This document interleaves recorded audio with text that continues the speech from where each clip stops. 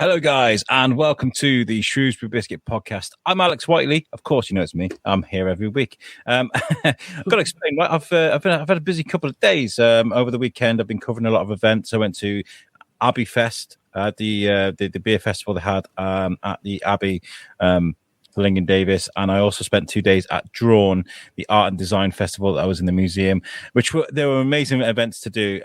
So walking around with a microphone, doing vox pop sort of interviews, 5 minutes here, 8 minutes there, whatever.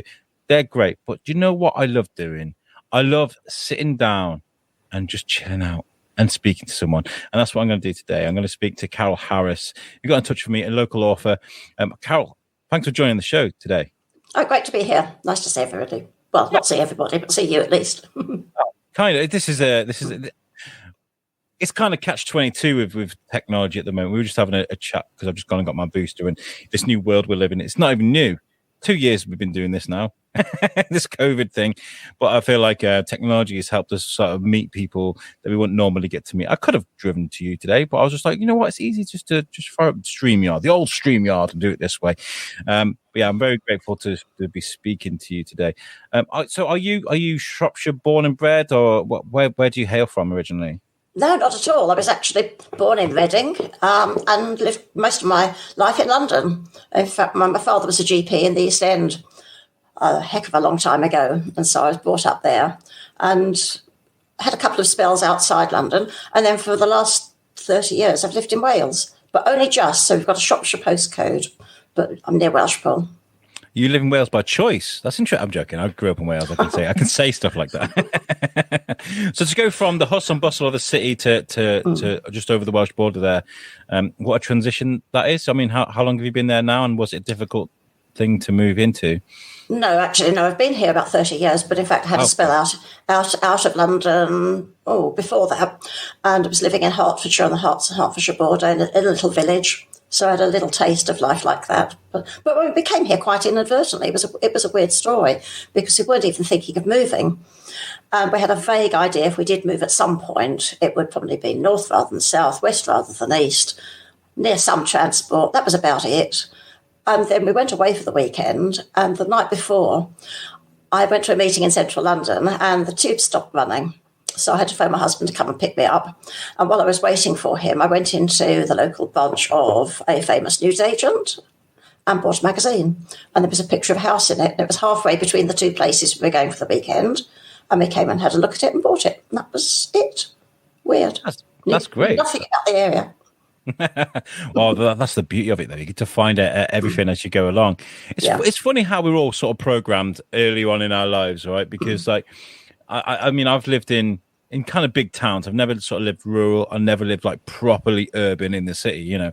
But I've been talking to my wife about I'd love to go to the States and work there for a year, at least doing a bit of radio and stuff, because over in America they love the British accent, and I feel like this is something I do naturally.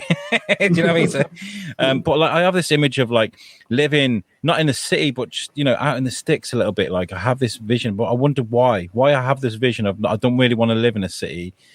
Because, you know, it's just it's alien to me. I mean, I've been and stayed at cities and stuff like it. It's just I don't know why I brought that up, but I digress. So you're an author, but I mean, I've been reading on your website, which is very, very detailed information about yourself, which is really, really good. Handy if you're doing a bit of research. But you've got lots to go. You work with a lot, don't you? You've got a lot of experience.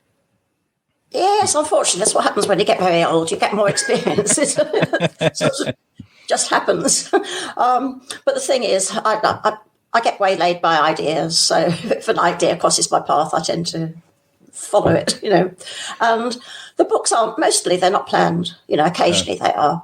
But along with anything else, jobs haven't been planned. Where we live hasn't been planned. They've just happened. I feel like it takes when we talk about life experiences, I mean, we've spoken to Ron Morgan came on the show. He's a good friend of our show, and he's a local author. And you know, he wrote almost like his biography, kind of his experiences through the industry of travel and tourism, reliving the past and stuff like that. And there's a lot of people that will live through those experiences and not want to or feel the need to document it and stuff, which is where people like you come in. It's kind of like, I've got this experience, I've done this before. Let's share my experience with people, maybe help people move forward, right? It's good. Yeah. Having said that, most of the books aren't anything to do with me or my life. They're mostly the business books. Yes. And a lot of them are based on something called NLP, which some of your viewers may have heard of. It's Neuro-Linguistic Programming. Yeah, I was going to ask you about that. It's written down here. Well, it's a mouthful, but really, it's something that originated from, and actually came out of therapy. And the idea was to see whether you could take somebody who's very good at what they do and break it down into component parts and teach it to somebody else and see if they could get similar results. So it's used nowadays in things like sports. I mean, I doubt any top sports person doesn't use it. Health, education, and a lot in business. And I used to chair the Association for NLP, and a lot of my books are business books based on NLP, so different aspects of business. And it's I suppose there's a number of things that it does. One is it helps people identify what goes on in their mind. And, people will say, oh, I had an idea. And they think, oh, it's an idea. But actually, it's got a structure. And if you talk to them about it, help them analyze it, there's component parts. They might be picturing something. They might be hearing something. They might be hearing their own voice. Their voice will have a tonality. It'll have a speed. It'll have a rhythm. They might be hearing other people. Of course, this is all in their imagination, but nonetheless, it's there. And what happens is if people have a positive experience, they have one kind of set of things. If they have a negative experience, they have another. But you can help them make changes from one to another. And then another thing you can do with it is the middle bit, which is linguistic. And that's about understanding people through their language. It's not about the actual words they use, but the patterns to those words and the direction of them. And you can work out people's motivational patterns. Really useful in business if you're doing things like negotiating or selling or team building, anything of that sort. Really useful. I mean, there's a lot more to it than that, but it came from real life. It's not a theoretical or academic discipline. It's a shame about the long name, but it's really about what do people actually do if they're successful. And how to get there, more importantly. Yeah. I mean, and how to get there, yes. Yeah. We all have these ideas, and it's sometimes it's difficult to sort of filter out what's important and what isn't, right? So is this about understanding your own ideas or helping people to understand theirs? Because that's important, isn't it? Well, it's interesting because it's not so much about understanding, but recognizing. So we follow patterns in what we do. It's not analytical. It doesn't say, why do you do what you do? It says, what do you do? How could you change it if you want to change it? So it's about going into the nitty-gritty of a particular pattern that somebody runs. It might be, how do you make a cake? It might be, how do you run a race? It might be, how do you get to sleep at night? What if you do? I mean, any of those things. And there will be a pattern to it. So once you work out what that is, you can decide if you like it. If you don't like it, you can change it. So this is how management sort of wonder whether we're going to go on and make it in a new job that we do, or whether we start something new, right? It's how some of them do. Yes, if they know about it, yeah, quite possibly. A heck of a lot don't know about it. And very often it's either gut feel or else it's tests, sort of question answer tests, all sorts of things that look at aptitudes and attitudes and so on. But actually, there's not really any substitute for saying, here's an actual individual. How does that person function? Yeah. Are they suited to something? How can we relate to them effectively? How can we understand ourselves better? If I'm teaching any of these things, the first thing I do is to teach people self-observation, self-awareness. Because if you don't know what you're doing, it's very difficult to make a change, to relate to anybody else, or really just to know where you're at. It really is interesting. I mean, I've had discussions before about about the academics and, the sort of value of testing and exams and things, because you can throw someone into an exam environment and they could do terrible, but they're actually really intelligent, and that's that's a podcast in itself, I think. It certainly is. But even then, you see, there's things you can do, because if let's say somebody's really unhappy about exams, you can help them develop a strategy for feeling more comfortable. Right? It doesn't give them knowledge. It doesn't enable them to write better or to spell well. Well, actually, there is a spelling strategy, but that's something else. But if they can actually feel comfortable while they're doing an exam, it makes a huge difference. So there's lots of things you can do like that. Amazing. I love that. Let's talk about sort of how you've gathered all this knowledge over the years. I mean, career paths that you've chosen. What would you say your most valuable sort of career paths have been in your life? Where have you worked that you think what did you do in your earlier life where you've been able to gather enough information to be able to write books about these things?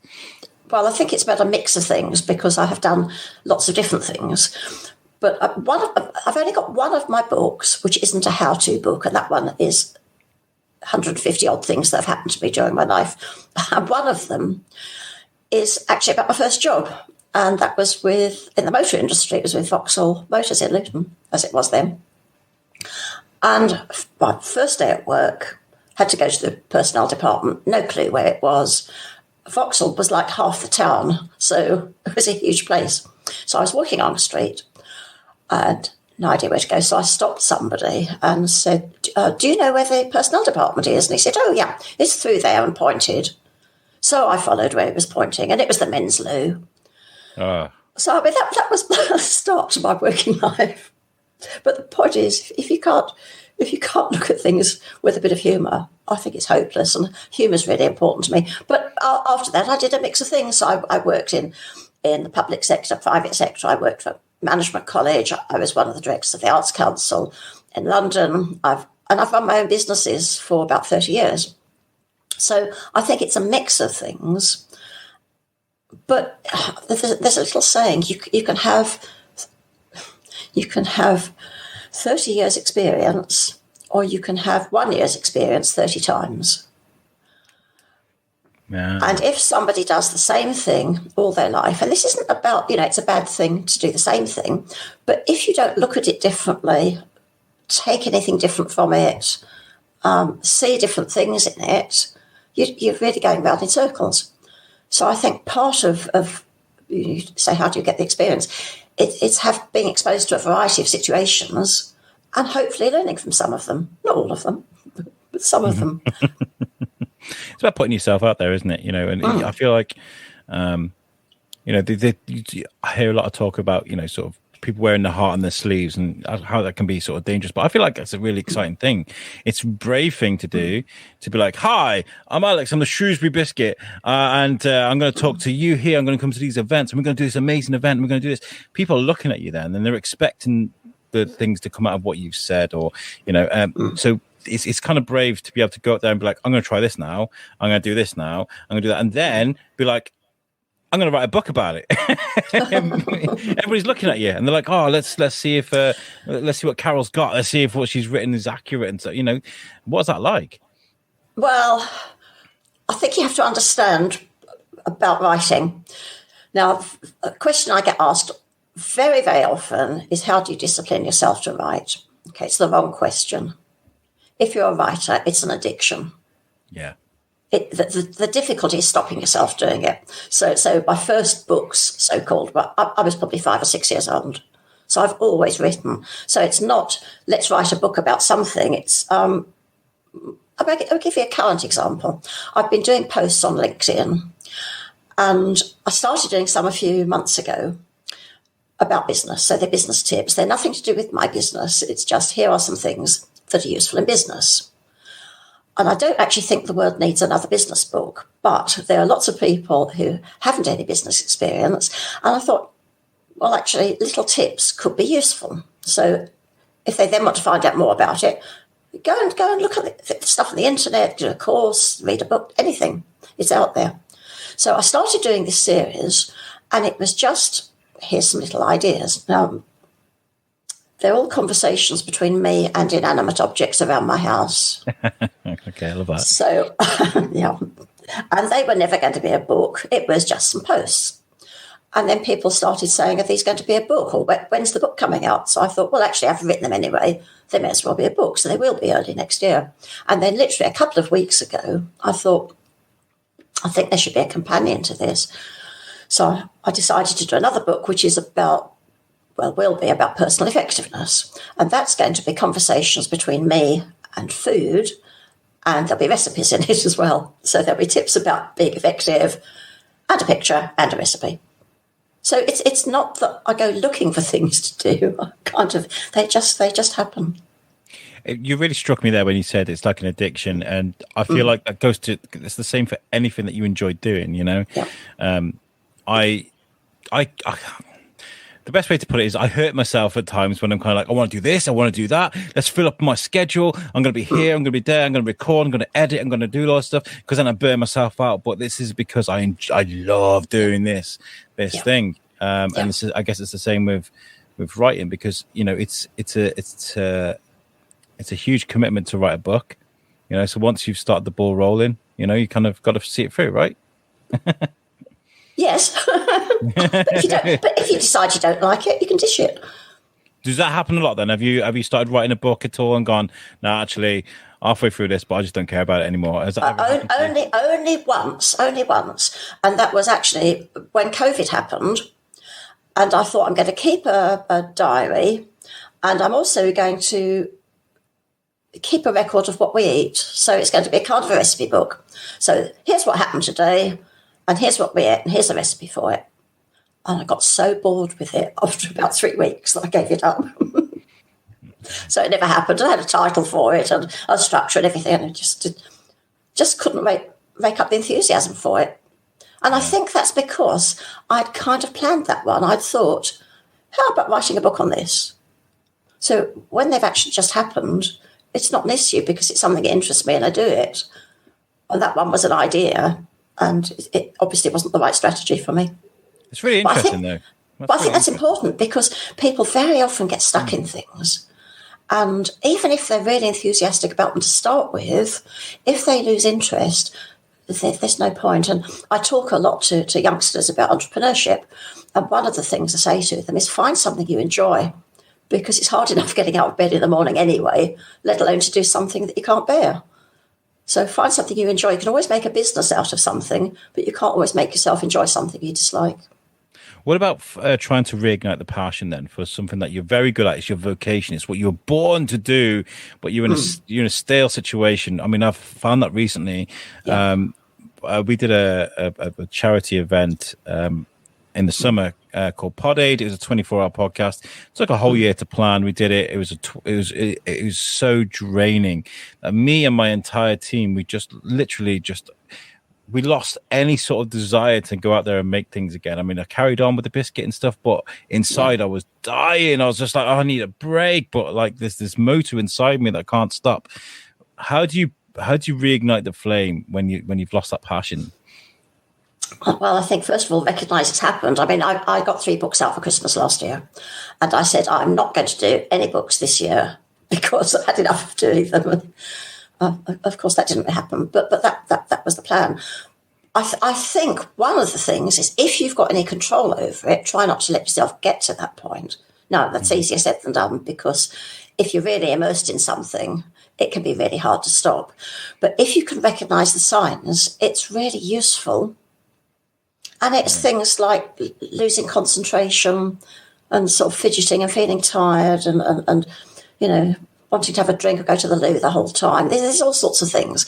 And it's our body giving us signals that actually we need a break. Yeah. If you ignore that, you stop getting the signals. Then it becomes a problem, or at least you don't notice the signals. So I think if you can intercept it, if you can even stop and do little things, even if it's just a couple of times a day, take 10 minutes and do something completely different. Because your mind will realise it's a break. Yeah. I think that's a starting point. I feel like, I mean, I always talk about sort of self-investment being little things like holidays or, you know, a break an hour on the PlayStation if it's your thing. Go for a walk, like you said, or go shopping, or because it sort of reignites those synapses that will eventually create creativity. And also as well, there's this thing I was looking at before about laziness. That laziness doesn't actually exist. It's a type of depression. And I was like, oh, this is a really interesting topic that I would love to cover actually on a proper podcast. But like, I feel like if you are not willing to do something, it just doesn't interest you. You've got to find that thing that interests you, that creates a bit of passion and, maybe a bit of momentum. So I absolutely agree. Sometimes I teach time management. One of the things I say to people is, if there's been something on your desk, on your computer, on your phone, or whatever, that really you should have dealt with, and it's been there for a week, and you've had some time, but you still haven't done it, that is not a time management issue. It's a motivation issue. It's sending you a message that you don't want to do it. And I think you should pay attention to that message. Yeah, and I feel like sometimes you got to try and take the plunge. I mean, I was just talking today about because I lost a bit of weight doing the keto diet, which was fantastic. But we stopped it, and I put weight back on, right? Yeah. And I was like, oh, for God's sake, why have I done this again to myself? That's what we do, right? But I was chatting to someone who's very fit and healthy, runs marathons, these 10K things. I was like, it's really frustrating for me because I want to go out and I do want to do a 10K run. And I mentioned it on the show quite a bit, but I can't find the motivation to go out running. So I need to take that plunge eventually at some point and be like, this is a leap of faith. I'm just going to go out and run. And then once I've done that run, I might feel that kind of satisfaction. So like, how do you motivate yourself to do something you really don't want to do? Now, one of my books, you can see it. No, you can't see it there. I'm going the wrong way. You can see it.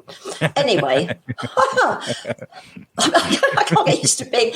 My camera's reversed itself, so it's a bit odd today. It's all the way around. There's a... Well, I'll tell you what. Here we go. Right. Hey. There it is. It's a book I wrote. Now, I wrote that 20 years ago, but I've updated it last year. For the audio listeners at home, it's a book called Think Yourself Slim. Sorry. Yeah, no, but it is not a diet book. It hasn't got meal plans in. It's nothing like that. It's simply about how to motivate yourself. And you could use the same process for all sorts of other things. And basically what's in the book is different little questionnaires that people can fill in. And I'll give you a tiny example. Sometimes people say, if you're trying to lose weight, put a photograph on your fridge. Oh, okay. Now, the thing is, for some people, that photograph should be of themselves looking really good, the best they've ever looked. For other people, it should be the photograph of them looking the worst they've ever looked. The same thing won't motivate everybody. So when you understand what your own motivational patterns are, it's very much easier to stick to a program. So it doesn't matter if it's weight management. It could be running. It could be anything. It could be anything at all. But it's about understanding how you can motivate yourself. Motivation isn't a thing that you can't go out and buy a pound of motivation. You have to create it. And if you understand your own patterns, it's much easier. Yeah, and this is what I mean. At Drawn, Joshua James, an amazing photographer, went around and took pictures of everybody. And there's lots of pictures of me in action with a microphone, speaking to lots of amazing people. By the way, everybody at Drawn, you're all amazing. Thanks for chatting to me. But there are a few unflattering angles of mine that I'm getting to the point now where I just don't care anymore. So I'll just share the pictures and I'll be like, hey, this is just me, right?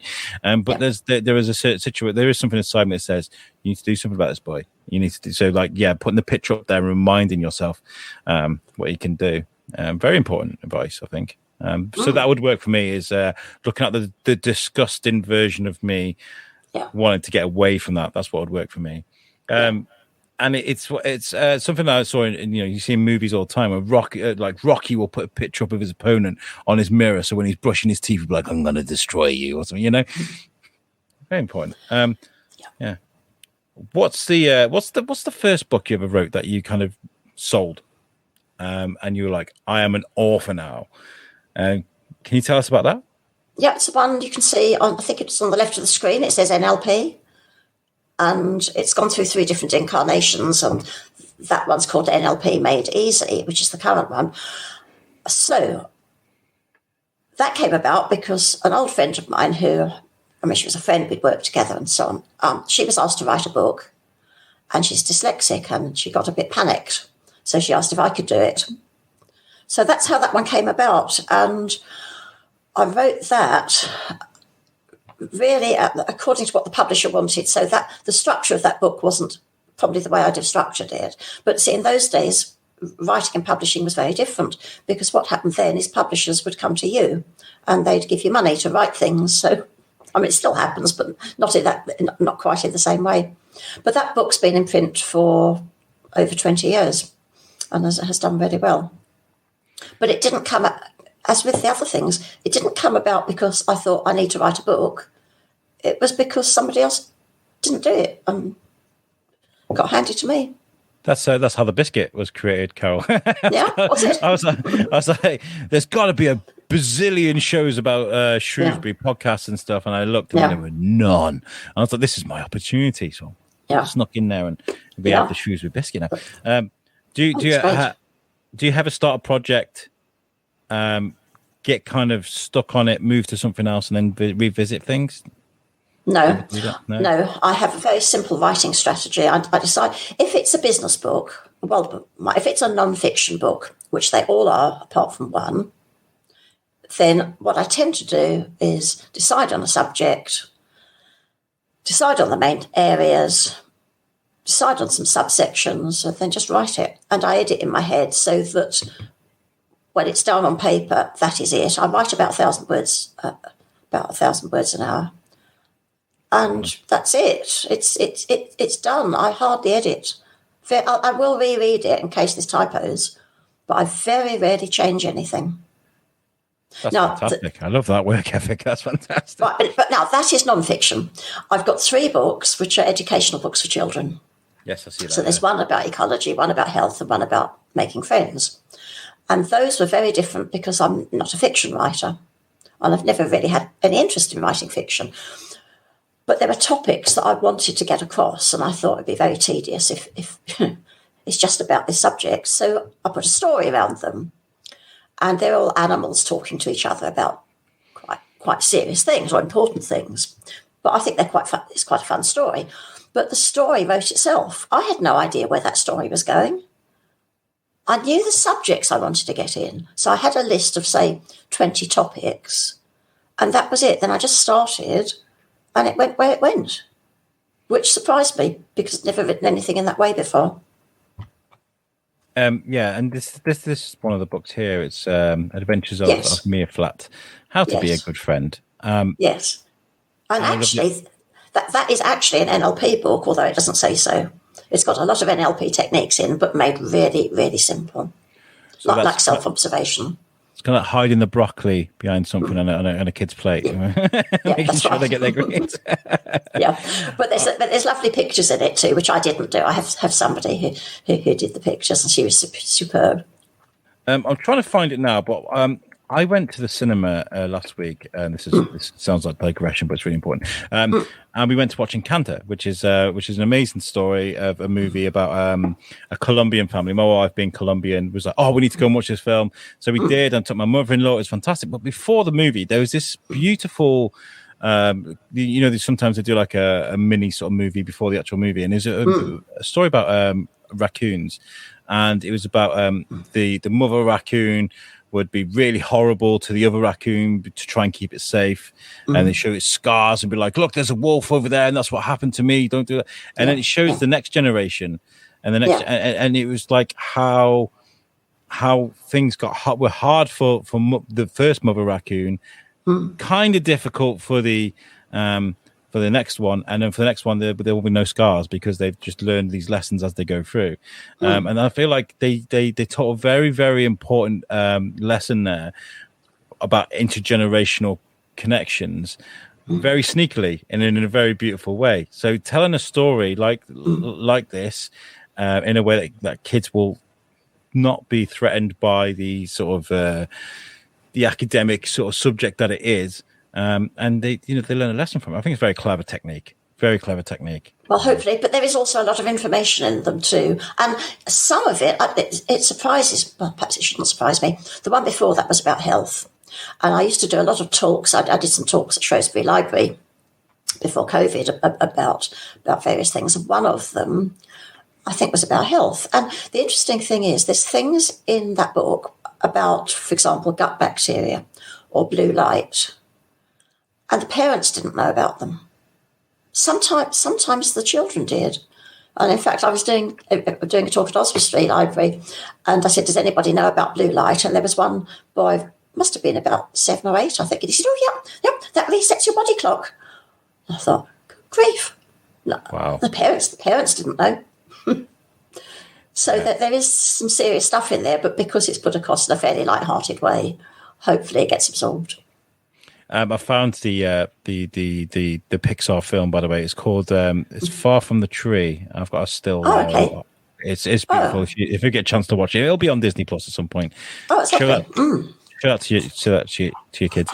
And it's very important, isn't it, to listen to what the kids are saying. Like you said, sometimes kids will know more about a subject than you will. These little creatures, they've got brains like sponges, and they take up everything. So it's when they're young to try and teach them these really important lessons, but in a way that's palatable and easy for them to understand. And how is that? I mean, going from writing sort of almost adult books or guidance books, switching from that professional setting to a children's setting, how was that as a process for you? It was okay because on the whole I write for myself. Now, I don't mean that I don't want other people to read the books or buy the books. I don't want to be successful, but on the whole I write something that interests me, because if I'm not interested in it, I don't know how I'm going to interest anybody else. So with the kids' book and the books and the one that I did about various things that have happened over the years, I just tried to make them amusing, because I can't bear being bored. I have a very low boredom threshold, and I don't want to bore myself. So if I could do something that I'm amused by, hopefully it works. So I don't think it's very different from other things that I do. Although I hadn't done children's books, the process sort of fitted with who I am. I like that. I love that. I'm a colourful person, so let's put a bit of that into the things I make. I love that. This actually, it reminded me of a scene from a sitcom called Big Bang Theory. It's very popular. It gets a lot of stick for being stereotypical, but there's a really beautiful scene, and one of my favourite characters of all time is Sheldon Cooper, because he's got those Asperger's syndromes and symptoms, should I say, and he's a very difficult person, but he's in a children's book. Children's bookshop, and he picks up a kid's book and how to make friends, and he understands it, and he looks at it and he's like, oh, this makes sense to me. That's actually a really beautiful sentiment in a throwaway scene in a sitcom, people just there to laugh at, because there are some languages and some ways of understanding things that you wouldn't normally go to. An adult wouldn't go to a kid's book like yours to learn how to make friends, but they might find some value in it. Well, there's a whole movement called Kidults. So kids, adults, and it's adults effectively interested in things for kids. And why should they only be for kids? No. I mean, I'm an advocate of that. I love reading my comic books. There's a whole shelf there full of comic books behind me. I love that sort of thing, because it's like I said, it's palatable. Not everybody's going to want to pick up a John Grisham novel and sit down and curl up. And some people enjoy that. Genuinely, that's amazing. Some people like looking at the pictures and things. My lad's starting to read comic books and stuff now. He's 6. You know what I mean? Yeah. I love that. That's great. What's the feedback been like then for your children's books? Have people enjoyed it? Have you done some read-alongs? How's it gone for you? Yeah, they seem to be quite popular. And I think the adults like them too. A lot of parents seem to be reading them to the kids. And one or two schools locally, one of them, they've been reading extracts from one of them at assembly in the mornings, one of the primary schools. So, the reception's really been good. Nice. I like that. I love reading to my kid. I love it. And I don't do it as much anymore because we're trying to encourage him to read himself. We much prefer now to pick up a book and get him to read it, rather than I like doing all the silly voices and stuff, I kind of miss that. The answer then is you get 2 copies and you each read one bit. If it's 2 people talking, each take one bit. I like that. I really like that. You can share idea. it. It's a great idea. Now, so a bit about you as a person, because I've looked at like the little bits on your Facebook, and under the freebies section, there's a thing called the Christmas tip sheet. I was reading through this sort of an hour ago, and I was just kind of like, these are amazing tips, like about how to get through Christmas. And there were a few things I picked up. One was obviously, have some activities for the children or guests, and prepare your food in advance. Get enough sleep. Very important. And obviously a really important one is switch off your devices an hour before you go to bed and switch off your phone. We're talking about blue light, and it's really important. Don't worry about it, it's fine. You can answer that if you need to. No, it's okay. It'll ring 7 times, then it'll stop. Okay. So investing in yourself, making sure you get enough sleep so you get through the festive period. And there's an interesting point here: is avoid it all and go away for a few days. Where'd you come up with this advice here? Is this from life experience or what other people have told you? Or? No, I don't think I'd go away at Christmas, actually. But I think what happens is people get stuck in things, and we talked about this a bit earlier, and they don't have a break. Now, actually, your brain only needs a short break, even if it's half a minute, couple of minutes, it makes a difference. But for some people, if they can't cope, and Christmas can be quite a difficult time for a lot of people, actually just getting away might make a difference. It might be something they haven't tried before. But just get out of your usual routine and environment and do something that's a complete change can make a difference. But otherwise, you can do it at home. Lock yourself in a room for a couple of hours. Don't notice if somebody bangs on the door, ignore them. Just have a break. I love a good movie marathon. A good movie marathon. I said to my wife, we should do all of Daniel Craig's Bond movies, because I've just watched the new one, which is fantastic, by the way. Yeah. So I was like, let's do that. And she's like, I don't really like James Bond. I was like, yes, but this is the point, right? You're going to rewire your brain to like James Bond. That's what we say. No, we're going to watch these films. We have ways of making you enjoy yourself. No, I appreciate that, and there's a lot of talk about the dreaded elf on the shelf at the moment. A lot on social media about that. So for the older folks that aren't aware what the elf on the shelf is this little elf toy, and the idea is that every night you create a scenario that the elf has got himself into, making snow angels of flour on the side, or eating one of mommy's chocolates out of the advent calendar, and you have to do it. And it's 24 nights of torture for these parents, because they have to come up with a new scenario every night, and it's really draining for these. And it's a perfect example of repeating something over and over and over again and not letting your brain reset. Actually, there's a little way you can get around that, and that is to pretend you're somebody else. And to think, how would that person do it? It's a useful technique for all sorts of things. But even if it's the elf, how would? Well, I'm not going to mention names, but your favourite or least favourite person, how would they deal with it? Yeah. There are different ways of looking. Get them to do it. You don't have to be so linear, people. Think outside the box. Yeah. That's right. Very important.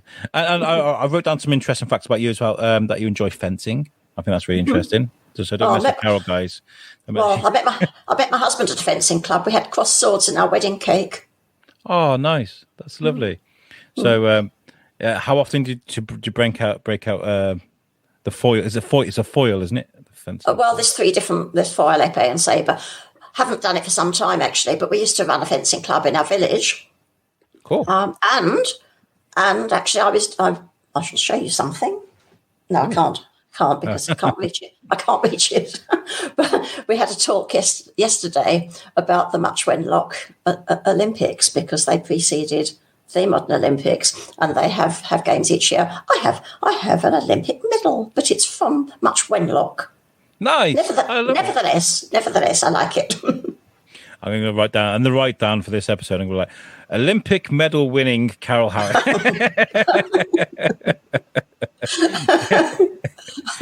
I love that. And you've got pigs as well. Do you keep pigs? I haven't now, but I used to. Yes. In fact, I only wanted a couple of pet pigs, and the only way the rare breeds survive is actually by being bred for food, which is sad, but they would die out otherwise. So I had a number of years of breeding pigs. And in fact, behind me, which people listening won't be able to see, one of my books is about pig keeping. Now, see, that it was odd how that one came about, because a very old friend of mine was a graphic designer, and he was superb. He illustrated Pam Ayre's books, and he did lots of corporate stuff and all sorts of things. Anyway, I thought one day it'd be quite nice if we did a joint book about pigs, and I thought I could do some text and he could do the illustrations. Now, it's the only time I've ever gone to a publisher suggesting a book.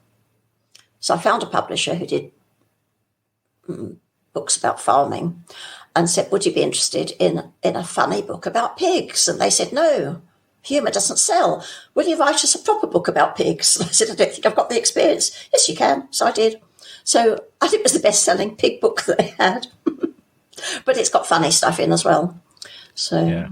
But the pigs are superb. And we had Tamworths and Berkshire and a couple of Coonies, and the piglets are superb, really funny. They're really nice. Much more intelligent than dogs. I've heard that they're really intelligent pigs. Very sociable as well. We went to a place in Barmouth. In the summer, we went to St. Barmouth, and there's this little zoo place, like a petting zoo place. I don't always agree with petting zoos, but I was like, it was a drizzly day. We were kind of, what can we do? We'll go to and they had pigs there. And you can walk up to the pen, and they come up to you to say hello, and you can stroke. I love them. They're fantastic. Oh, that's right. Yeah. Well, in fact, one of the things in one of my books is, not the pig book, but one of the others, is I did a photograph, I think, of one of my pet pigs' hair. I cut a bit of her hair off, and I think it was about 15 inches long. People think pigs are bald, and this had hair about, what is that in centimetres? About 40 centimetres? Anyway, quite long. Wow. Long hair. Wow. Yeah. Very glamorous pig. Waving his hair. And and you get curly coats as well, so all sorts of things.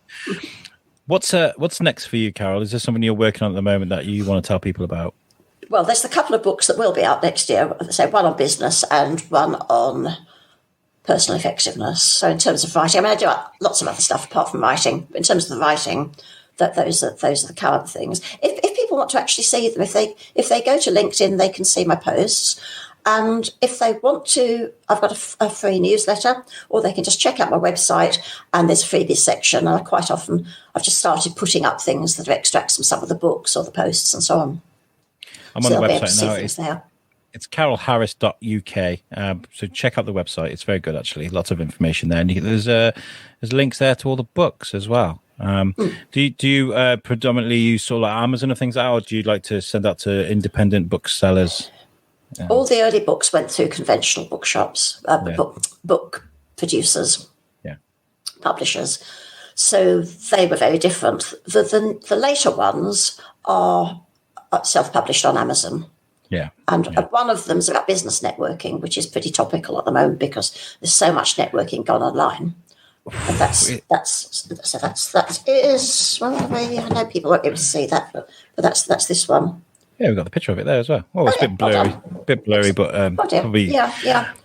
And that's got things about networking, but also about memory training and about appearance and all kinds of things. So yeah, amazing. There's other things planned, but that's the writing bit.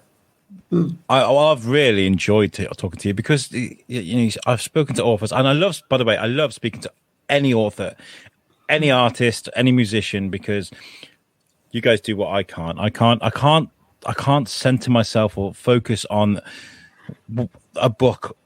I've been up inside my head. It's not a great place to be. That makes me sound really sinister, but it's very difficult for me to be up there and sort of thinking too much. I mean, I like to vocalize what I'm thinking about, if that makes sense. So go on, sorry. Well, it does. However, if you absolutely want to write a book, just say it, record it, then get it on paper, or get somebody else to put it on paper for you. You don't actually have to write or type. It's a good idea. Speak it. I saw that on. You can do it on Word, can't you? You can click it like speech to text. Yeah, that's right. I was walking down a dark alley. I saw Carol Harris, and I heard "On guard!" And there she was, venting foil. I reached for a drain pipe. That's all I had to hand. Well, there's a wonderful start. You could change the names and nobody would know. On guard. You're amazing. You really are amazing because you offer a good bit of motivational sort of experience there for people. Sometimes people need to kick up the backside or a bit of gentle encouragement, and I feel like you offer that across the broad sort of spectrum there. So thank you for getting in touch, and thank you for coming on the show. I'd love to, when you've got a book, your next book out or something, I'd love to give it a read and get you back on. We'll talk about it. Oh, that'd be great. It'll be sometime in the spring, probably sooner rather than later, but I'm not promising a date. Fantastic. Well, guys, this is going to go out. Oh gosh, it's going to go out after the fact. There's lots going on at the moment. That there's lots of people getting in touch with me about events. Shrewsbury sort of erupted over this sort of festive period or before. There'll be like 3 or 4 events happening at the same time, and unfortunately, it's just me and Amy at the moment. I can't get everywhere at the moment, so there's a lot of events that we're covering past tense. So we'll probably talk about how an event has gone, and maybe we'll turn up at the event, which obviously will be created and released afterwards. So pay attention to what's going on, and if you have an event coming up that you would like us to cover, please get in touch with us, because we will try and be there as best we can. Carol, thank you so much for speaking to me. Guys, make sure you take a look at Carol's website. These books, Think Yourself Slim there, and The Adventures of Mia Flat there, children's book, and How to Make Friends, and The Network for Success that we just mentioned. Lots of amazing books. All right, we'll get out of here, Carol. I'm going to go have a bacon sandwich for brunch. It is brunch now. No, that sounds good. Excellent. Right, okay. So where's that video? Right, we'll catch you guys next time. Thank you for listening. Peace out.